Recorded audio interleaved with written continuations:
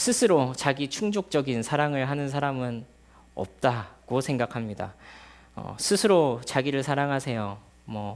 너 자신을 좀 아껴주세요. 스스로에게 조금 더 용납해주세요. 라는 말을 하긴 하지만 사실은 그런 아무런 외적인 사랑과 인정 그리고 품어주심 없이 나 스스로 나를 완벽하게 사랑할 수 있는 그런 사람은 없습니다. 타인의 말에 휘둘리라는 말은 아닙니다. 다른 사람의 평가나 다른 사람의 인정, 다른 사람이 나를 어떻게 대하는가에 따라서 내 기분이 업다운되라는 얘기는 아니에요. 그러나 분명한 것은 무엇이냐면 우리는요, 관계 속에서 나의 가치를 정립하더라 하는 말입니다. 우리는 언제나 사회적인 관계 속에서, 사람과의 관계 속에서 나의 존재를 규정하고 그렇게 살아갑니다. 그래서 다른 사람의 사랑 없이 스스로 내 존재를 완벽하게 사랑할 수 있는 사람은 없더라 하는 겁니다. 문제는요, 인간이 겪고 있는 비참 때문인데요. 이 인간이 겪고 있는 비참은요, 결국에는 다시 죄로부터 왔다라는 것을 생각하지 않을 수 없습니다. 우리 당신의 무가치함과 하나님이 당신의 무가치함과 싸우고 있다. 첫 번째 시간으로 한번 돌아가서 다시 한번 더 생각해 보도록 하겠습니다. 그때 어떤 일이 있었죠? 하나님께서 아담과 하와를 창조하시고 또 그들에게 완전한 사랑을 베풀어 주고 계셨음에도 불구하고 아담과 하와가 그 사랑으로부터 독립하려고 했습니다. 하나님 당신께로부터 공급되어지는 사랑 말고 내 스스로 내 사랑을 증명하겠습니다. 스스로 나의 존재 가치를 증명해 보이겠습니다 라고 했던 사건이 선악과를 따먹은 사건이었다라고 여러분과 함께 나눴었습니다. 그런데 그 이후로 인간의 이 비참의 운명이 어떻게 되었습니까? 스스로 끊임없이 자기를 증명하지 않으면 살아남을 수 없는 존재가 되어버렸습니다.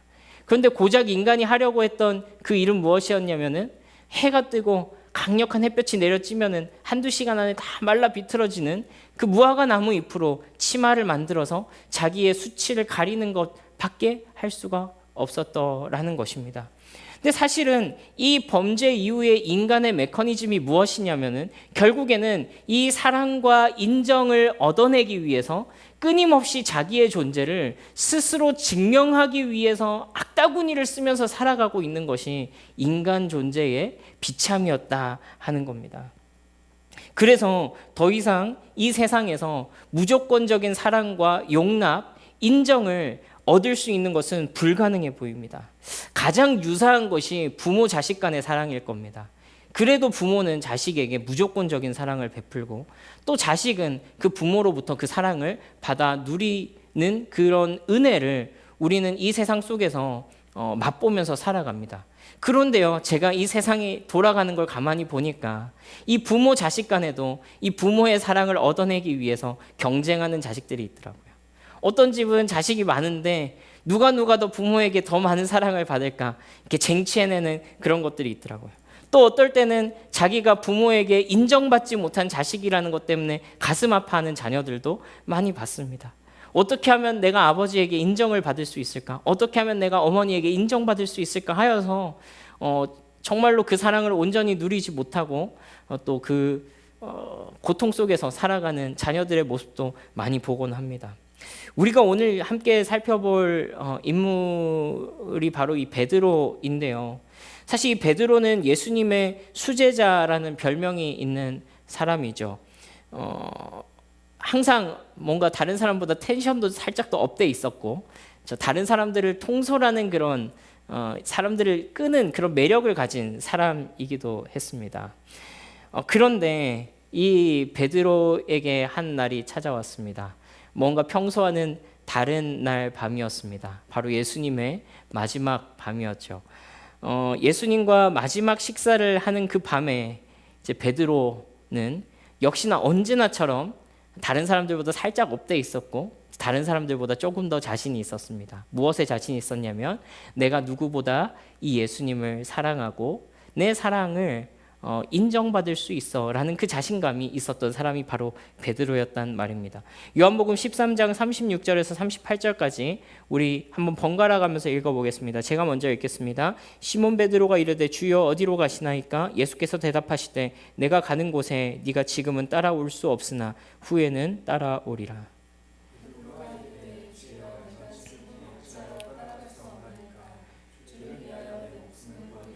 함께 있습니다. 예수께서 대답하시되 네가 나를 위하여 네 목숨을 버리겠느냐? 내가 진실로 진실로 내게 이르노니 닭 울기 전에 네가 3번 나를 부인하리라. 주님을 위해서 내 목숨도 버리겠습니다 라고 호언장담합니다. 예수님께서 그 마지막 밤에 마지막 만찬을 마치시고서 내가 이제 죽으러 간다 라는 말씀을 하시고서 내가 가는 곳에 지금은 너가 따라올 수 없다 라는 말을 하니까 베드로가 무슨 말씀이세요 주님? 나 주님 위해서 목숨도 바칠 수 있습니다 라고 호언장담합니다. 근데 예수님께서 단호하게 말씀하시죠. 네가 나를 위해서 목숨을 바치겠다고? 그거 이전에 오늘 닭이 울기 전에 네가 나를 3번 부인하게 될 거야 라고 말씀하세요. 그리고 실제로 이 대제사장들과 병사들이 예수님을 잡으러 왔을 때까지만 해도 베드로는 자신이 있었습니다. 그래서 어떻게 하냐면 칼을 뽑아서 이 대제사장의 종의 귀를 자릅니다. 그 종의 이름이 말고였다고 그러죠. 예수님께서 이 말고의 귀를 다시 회복시켜 주시는 것으로 나오는데 어쨌건 베드로는 자신 있게 칼을 빼어서 그 종의 귀를 썰어버립니다. 예수님께서 그러지 마라 베드로야, 그렇게 안 해도 된다 말씀하시죠. 베드로의 사랑과 충성을요 단지 자기 증명의 결과라고만 이야기하고 싶지는 않습니다. 베드로에겐요 분명히 그 진심이 있었을 거예요. 예수님을 사랑하는 그 진심은 분명히 있었을 겁니다. 그런데 이 베드로의 진심과는 별개로 우리가 예수님을 온전히 사랑할 수 있는 실력이 없다라는 것이 드러나게 되는 그 자리가 있습니다. 우리가 예수님을 향해서, 우리가 하나님을 향해서 우리의 사랑을 증명하려고 할 때 생기는 문제가 이것입니다. 만약에 그 사랑을 증명할 수 없는 그 순간에 우리는 어떻게 하나님 앞에 서겠냐는 거예요. 내가 하나님 앞에서 진심이에요. 내가 하나님 앞에서 충성돼요. 내가 하나님 앞에서 정말로 진실한 마음으로 그분을 사랑하겠다고, 그리고 내 삶으로 이 사랑을 증명해 보이겠다고 약속해요. 그런데 문제는 뭐냐면 그 약속하는 그것이, 그 증명하고자 하는 그것이 부정되는 자리가 반드시 우리의 삶 가운데 찾아올 때가 있다라는 거예요. 그때는 어떻게 하나님 앞에 서겠느냐 하는 말입니다. 베드로의 사랑이 그랬습니다. 베드로의 사랑은요 증명되지 못했어요. 결국에 베드로가 자기의 사랑을 온전히 실천하지 못함으로 인해서 베드로의 이 고백과 약속은 그냥 말뿐인 약속, 그냥 허울뿐인 약속으로 끝나버리고 말았습니다. 우리 그것이 이 말씀인데요. 누가복음 22장 58절에서 62절까지입니다. 제가 한 절, 여러분 한 절 읽어볼게요. 제가 먼저 읽습니다. 조금 후에 다른 사람이 보고 이르되 너도 그 도당이라 하거늘 베드로가 이르되 이 사람아 나는 아니로다 하더라.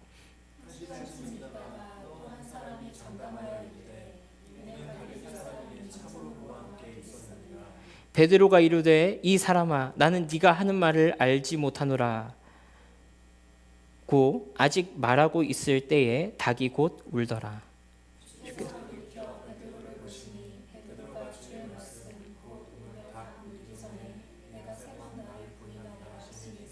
함께 읽습니다. 밖에 나가서 심히 통곡하니라. 베드로가 예수님의 말씀대로 그렇게 되어버렸습니다. 이 종들이 막 얘기하고 숯불을 피워놓고 추우니까 숯불을 피워놓고 얘기하고 있을 때에 너도 그들 중에 하나가 아니냐 말하니까 베드로가 아니다 그렇게 말합니다. 저주하기까지 합니다. 그리고 베드로가 마지막 3번째로 예수님을 부인하고 있을 그때에 닭이 울고요. 또 그때 오늘 말씀해 보니까 아주 그냥 그림처럼 이렇게 묘사를 하고 있는데요. 예수님과 베드로의 눈이 마주치는 장면이 나옵니다. 그리고 베드로가 생각나 버렸습니다. 아, 예수님께서 닭이 울기 전에 네가 나를 3번 부인하리라 말씀하셨지. 그 말씀이 생각나면서 서러워하면서 밖에 나가서 통곡하면서 울었습니다. 사실 이것이 우리 삶에서 정말 많이 일어나는 일이죠. 우리가 예수님을 향해서 주님 사랑합니다. 주님 내가 당신을 사랑하고 따라가겠습니다 라는 고백 많이 하지만 그러나 그 모든 진심에도 불구하고 그 고백들을 부정하게 되는 우리의 삶의 모습들, 우리의 삶의 순간들이 있습니다. 사실 어찌 보자면은 가장 위험할 때는 우리의 사랑에 대해서 자신할 때가 아닌가 그런 생각을 해요. 난 절대로 주님 배반하지 않을 겁니다. 난 절대로 당신을 저버리지 않을 겁니다. 라는 그 자신이 있을 때가 어쩌면 우리가 가장 위험한 때인지도 모르겠습니다. 우리가 높이 올라간 만큼 또 더 깊이 떨어지기도 하더라고요. 이 베드로가 예수님의 말씀을 기억하고서 펑펑 울게 되죠. 그리고 베드로 자신이 가장 무가치한 순간을 맞이하게 됩니다. 우리의 가장 무가치한 순간을 맞이하게 되는 그 순간은 어떤 순간인가요? 우리의 모든 고백과 우리의 모든 사랑, 내가 증명하고 싶었던 그 모든 순간들이 부정당하는 그 시점이 아닌가 생각합니다. 그래서 이후에 예수님께서 십자가에서 죽으시고 부활하시고서 이 베드로를 찾아오셨는데도 불구하고 베드로는 부활하신 주님을 선뜻 따라 나서지 못합니다. 그분과 동행하겠다고 얘기하지 못합니다. 그리고 어떻게 합니까? 바로 다시 고향으로 내려가서 어부로 살아가기로 합니다. 그리고 베드로가 가장 무가치할 때, 이 자기의 사랑과 자기의 존재가 완전히 부정당했을 때, 나의 진정성이 거짓이었다라는 것이 밝혀져 버렸을 때, 사실상 나의 무가치함이 온 천하에 증명되었을 때, 그때 예수님께서 베드로를 다시 찾아가시는 모습을 오늘 보게 됩니다. 그날도 여느 때처럼 물고기를 잡으러 밤이 새도록 수고했습니다. 그리고 그물을 던졌지만 물고기를 한 마리도 건지지 못했습니다. 근데 저기서 어떤 남자가 나타나가지고 그물을 오른쪽에 던져봐라 이렇게 얘기를 하는 겁니다. 그리고 오른쪽에 던졌더니 물고기가 잔뜩 잡혀 올라왔습니다. 요한이 그 순간 소리 지릅니다. 알아보게 된 거죠. 주님이시다! 이렇게 소리를 지르니까 베드로가 놀라가지고 배를 다 대기도 전에 그냥 뛰쳐내려가지고 물을 헤집어서 막 이렇게 뛰쳐서 예수님께로 옵니다. 너무 부끄럽고 면목 없지만 반가운 거예요. 반갑고 부끄럽고 오만 감정이 교체하고 있는 것입니다. 예수님께서는요 이미 숯불을 피워놓고 거기에 빵을 굽고 또 잡아온 물고기를 한 마리 가져오라고 하시면서 그 물고기를 구워주십니다. 밤새 고기 잡느라고 수고했을 이 제자들에게 요깃거리를 해주시는 것입니다. 그렇게 식사를 다 하시고서 밥 먹는 중에 얘기하면은 얹힐까봐 네, 체할까봐 예수님께서 밥 다 먹고 나서 이렇게 말씀하시는 거예요. 그게 오늘 우리가 함께 읽었던 본문 말씀입니다. 우리 요한복음 21장 15절에서 17절 한 목소리로 한번 읽어보겠습니다. 시작. 그들이 조반 먹은 후에 예수께서 시몬 베드로에게 이르시되 요한의 아들 시몬아 네가 이 사람들보다 나를 더 사랑하느냐 하시니 이르되 주님 그러하나이다. 내가 주님을 사랑하는 줄 주님께서 아시나이다. 이르시되 내 어린 양을 먹이라 하시고 또 두 번째 이르시되 요한의 아들 시몬아 네가 나를 사랑하느냐 하시니 이르되 주님 그러하나이다. 사랑하는 줄 주님께서 아시나이다. 이르시되 내 양을 치라 하시고 세 번째 이르시되 요한의 아들 시몬아 네가 나를 사랑하느냐 하시니 주께서 세 번째 내가 나를 사랑하느냐 하심으로 베드로가 근심하여 이르시되 주님 모든 것을 아시오매 내가 주님을 사랑하는 줄을 주님께서 아시나이다. 예수께서 이르시되 내 양을 먹이라. 네가 나를 사랑하느냐 세 번 물어보십니다. 이 세 번의 말씀의 차이가 무엇인지 오늘 자세하게 여러분과 살펴보지는 않겠습니다. 그러나 오늘 이 얘기를 하면서 여러분과 한번 느껴보면 좋겠습니다. 그 현장에 있는 베드로의 느낌, 그 모든 자기의 무가치함이 드러난 그 자리에서 네가 나를 사랑하니 물어보시고 또 네가 나를 진짜 사랑하니 또 물어보시고 마지막에 세 번째로 정말로 네가 나를 사랑하니 물어보시는 그 예수님의 그 음성, 그것을 듣고 있는 베드로의 그 감정과 느낌을 한번 떠올려 보면 좋겠습니다. 내 사랑이 얼마나 부족한지는 알지만 그러나 진심은 있습니다. 사실 이 물음은요, 저는 오늘 말씀을 준비하면서 이것을 좀 반대로 느껴졌습니다. 이 물음은 마치 베드로를 향해서 네가 나를 진짜로 사랑하냐라고 물으신 예수님의 물으심보다는 내가 너를 얼마나 사랑하는지 아니? 내가 너를 얼마나 사랑하는지 아니? 내가 너를 얼마나 사랑하는지 아니? 하고 다시 물어봐 주시는 그 예수님의 물으심으로 들렸습니다. 내 자기 증명이 실패한 자리, 하나님을 향한 나의 사랑이 실패한 그 자리에서 예수님이 다시금 베드로를 찾아오신 것입니다. 사실 그래서 결국 이 베드로의 사랑은요, 베드로가 증명한 사랑이 아니라 우리가 받은 사랑의 크기가 얼마나 큰가 하는 것이 증명된 사랑이었습니다. 여러분, 오늘 이 말씀을 통해서 저와 여러분들이 기억했으면 좋겠는 두 가지 사실이 있는데요. 우리 첫 번째로 한번 따라해 보면 좋겠습니다. 우리 이렇게 따라합시다. 예수님의 사랑은 우리를 더욱 책임 있게 만듭니다. 네, 그렇습니다. 우리 흔히 이 말씀을 함께 묵상하면 이렇게 저에게 물어보시거나 또 이렇게 생각하시는 분들이 참 많은 것 같아요. 예수님 어차피 베드로가 배반할 거 알고 계셨잖아요. 예수님 어차피 베드로가 떠날 거 알고 계셨잖아요. 우리도 어쩔 수 없는 거 아니에요? 우리도 뭐 그렇게 실수할 수 있는 거 아니에요? 이런 물음을 저에게 물어오시는 분들을 가끔 만나게 됩니다. 근데 진짜 그런가요? 여러분, 제가 베드로의 감정, 베드로의 느낌, 그 베드로의 가슴 아픔을 한번 느껴보자고 한 이유가 거기에 있습니다. 여러분, 진짜로 우리가 하나님을 사랑할 때, 진짜로 우리가 그분을 사랑할 때 그분이 우리를 찾아오시게 되면 우리는 어떤 느낌을 느끼게 됩니까? 우리의 온전치 못함, 우리의 연약함, 우리가 그분을 가슴 아프게 해드린 것 때문에 우리는 진심으로 가슴 아파하고 그렇게 살지 않기를 원하게 됩니다. 누구도 어차피 내 잘못할 거 예수님께서 다 알고 계신데 마음대로 살아야지라고 말하는 사람은 없습니다. 만약에 그렇게 말하는 사람이 있다면 그 사람은 아직 예수님을 제대로 만나지 못한 겁니다. 그 사람을 하나님께서 다시 찾아가 주시고 만나 주실 때 그 사람은 비로소 깨닫게 됩니다. 자기의 그 말이 얼마나 무책임하고 하나님의 사랑을 알지 못한 채 한 말이었나 하는 것을 깨닫게 될 것입니다. 예수님을 너무 사랑하지만 그럴 만한 능력이 없는 베드로에게 찾아오신 사랑입니다. 예수님을 사랑하는 진심은 있지만 그럴 실력이 없는 베드로를 다시 일으켜 주시는 사랑입니다. 그래서 우리는 그 예수님의 사랑을 만나게 되고 그분께서 우리를 일으켜 주심을 경험하게 될 때 우리가 절대로 아무렇게 사는 일에 하나님의 사랑을, 예수님의 사랑을 정당성을 부여하는 그런 목적으로 이용하지 않는다 하는 말입니다.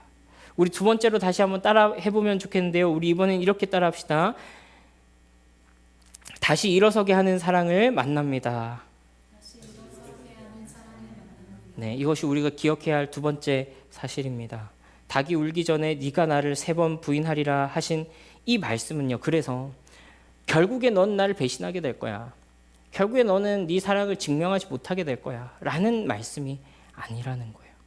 예수님의 이 말씀은요. 너는 죄짓게 될 거야 라는 예견이 아니고요. 네가 무너질 때가 분명히 있을 텐데 내가 그것을 알고서도 너를 위하여 십자가 지러 간다라는 사실을 기억해라 라는 거예요. 예수님께서는요. 배반할 베드로를 알고 계시면서 이 베드로를 위해서 십자가 지러 가셨어요. 너 어차피 죄 지을 거야. 너 어차피 실패할 거야. 너 어차피 안 될 거니까 그때 됐을 때 내가 한 말 기억해라. 이런 비아냥거림이 아니고요. 네가 넘어지는 그 순간에, 네가 완전히 절망하는 그 순간에 그런 너를 위해서 여전히 나는 십자가 지러 그 골고다를 올랐다는 사실을 기억해라 라는 말씀이었다는 거예요. 여러분이 예수님의 찾아오심 속에서 우리는 다시 일어나는 거예요. 예수님의 찾아오심 속에서 우리가 다시 우리의 삶을 주님께 드리기로 결단할 수 있더라는 거예요. 나는 이미 알고 있었어. 그래도 내가 너를 포기하지 않았어. 난 다시 너를 찾아왔고 다시 너를 일으킬 거야. 내가 너와 함께 하고 있어. 내 사랑은 절대로 너를 포기하지 않아. 라는 말씀을 예수님께서 해주신 것이죠. 여러분, 이 사랑은요, 베드로가 자기 충족적인 사랑을 드린 것이 아니에요. 스스로 완전한 사랑을 고백한 사건이 아닙니다. 우리를 여전히 사랑하셔서 우리를 일으키시고 우리가 다시 하나님을 사랑하는 그 사랑에 우리를 드릴 수 있도록 기회를 주시는 하나님의 사랑입니다.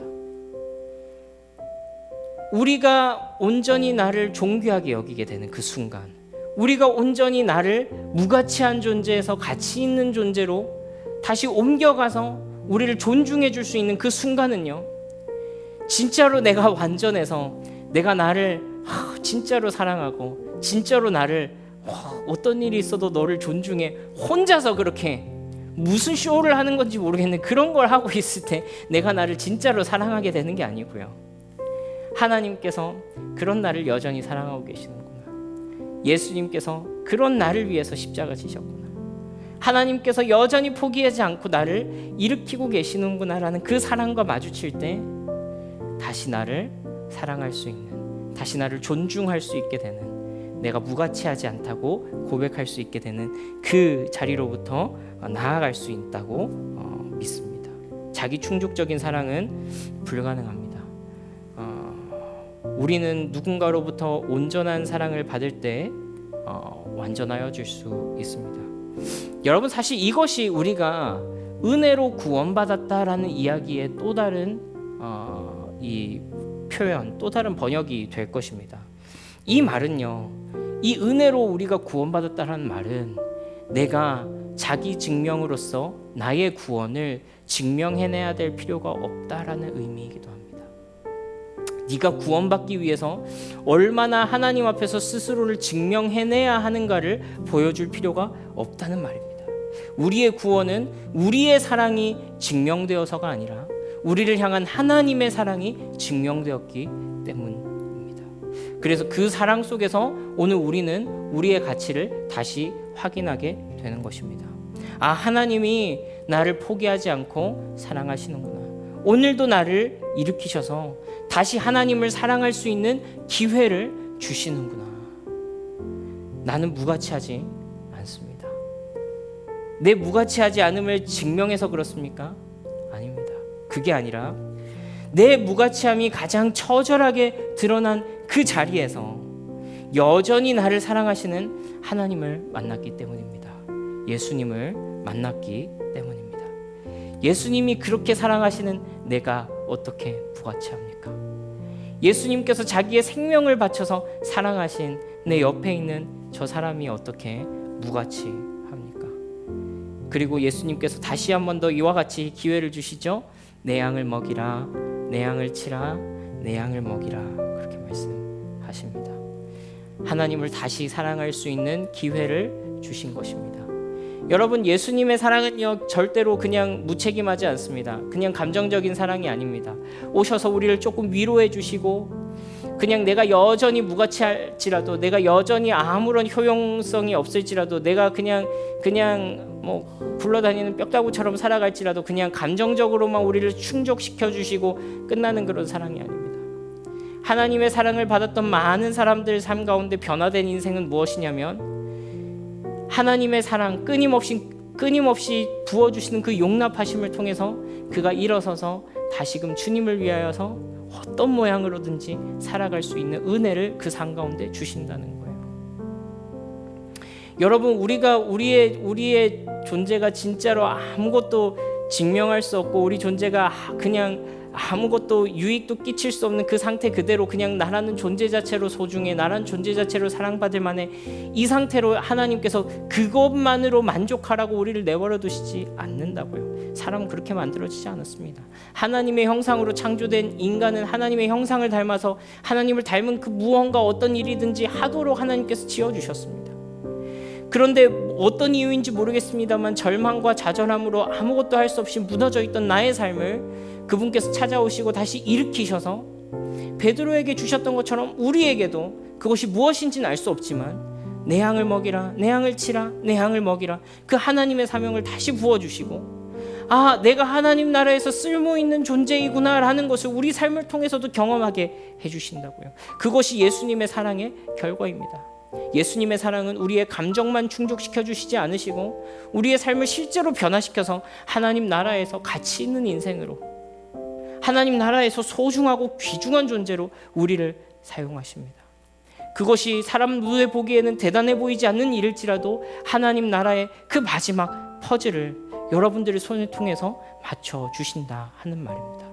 여러분, 우리가 예수님의 사랑을 통해서 그것을 기대할 수 있다는 것은 놀라운 축복 아닙니까? 누구보다도 오고 오는 모든 그리스도인들에게 비아냥과 부끄러움과 조롱거리가 될 뻔한 이 베드로의 인생을 예수님께서 찾아가 주셔서 그로 말미암아서 다시금 주의 교회를 세우시고 그를 통하여서 하나님 나라를 이루어 가시는 것을 베드로를 통하여서 보게 하시지 않습니까? 여러분, 우리가 오늘 말씀을 생각하면서 우리 기도하면 좋겠는데요. 우리 첫 번째로는요, 우리 이 기도 제목을 가지고 기도합시다. 우리를 여전히 사랑하시는 그 예수님의 사랑이 내 삶을 변화시켜가는 것을 보게 해주십시오. 우리 그렇게 기도하면 좋겠습니다. 하나님께서 우리의 삶 가운데 그분의 사랑으로 찾아와 주십니다. 우리가 가장 무가치하다고 느끼는 그 순간에 그분의 사랑을 우리 가운데 부어주시고 하나님의 사랑을 우리 가운데 베풀어 주십니다. 그것은 우리로 하여금 다시 일으켜서 그분의 사랑 가운데 우리의 삶을 드리게 하시는 능력 있는 사랑이고, 우리의 감정만 충족시켜주는 사랑이 아니라 정말로 우리의 삶이 가치 있게 점점 더 변화되어져 가며 하나님 나라 가운데서 중요한 그 마지막 퍼즐 조각이 되도록 하시는 은혜의 사랑입니다. 우리 함께 우리 오늘 했던 찬양 함께 하시면서요, 우리의 사랑을 주님께 고백하고 또 그 사랑이 우리의 삶을 다시 한 번 더 움직이시기를 그렇게 기도하는 시간 가지면 좋겠습니다.